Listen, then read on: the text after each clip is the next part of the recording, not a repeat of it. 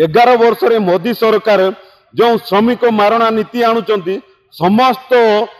आईन को काटिक charity code रे परिणत कर श्रमिक मानकर जहा फल 12 घंटा जो इंग्रेज समय श्रमिक माने निज जीवन दे ये 8 घंटा करथिले आज ताकू मोदी सरकार ए आदानी अंबानी वर्गा बड़ बड़ कॉर्पोरेट मान दलाल साजिक आज जो चारिटी कोड रे परिवर्तन कर 12 घंटा करने को चाहूँ श्रमिक को शोषण करने को चाहूँ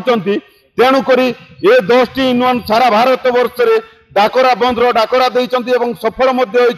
जेहेतु ये चारिटी कोड को बातिल करने को पड़ो सरकार को किपरि भाव में दरदाम कमिवे किपरि भाव में स्थायी निजुक्ति सरकारी निजुक्ति पाइबे युवक युवती आजिकल देखुवे आपण मैंने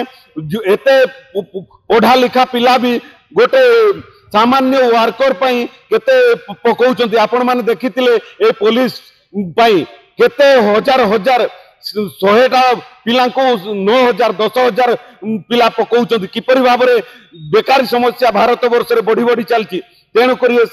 सिस्टम को चेंज करने को पड़ो मोदी सरकार को एवं किपरि भाव में स्थायी निजुक्ति एवं रास्ता घाट पानी रो समस्या दूर करने को पड़ो तेणुक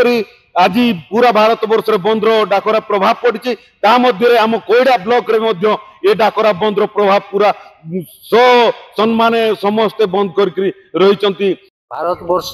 मिलित भाव में 10टी ट्रेन यूनियन आज यही बंद डाकरा दि जाए जोटा कि आपण मैंने जानते विभिन्न प्रकार जो समस्या नरेंद्र मोदी जो 11 वर्ष सरकार हेबा फल आमर जो एम्प्लॉयमेंट एक्सचेंज ऑफिस थिला से ऑफिस को से माने बंद कर देइछंती तेणु स्थानीय लोक माने चाकरी वंचित रहउछंती कौन सी खनि खादान रे से माने बाहर लोक को नहीं नियुक्ति करूछंती एवं कल कारखाना रे मध्य बाहर तांकर निज लोक मान को नहीं नियुक्ति करूछंती विभिन्न प्रकार समस्या रही तेणु संविधान को मध्य परिवर्तन करने मोदी सरकार चेष्टा कर समस्त भारत वर्षर ट्रेड यूनियन मिलमिशी समस्ते आईएनटीयू है सीआईटीयू है एचएमएस है अन्य जो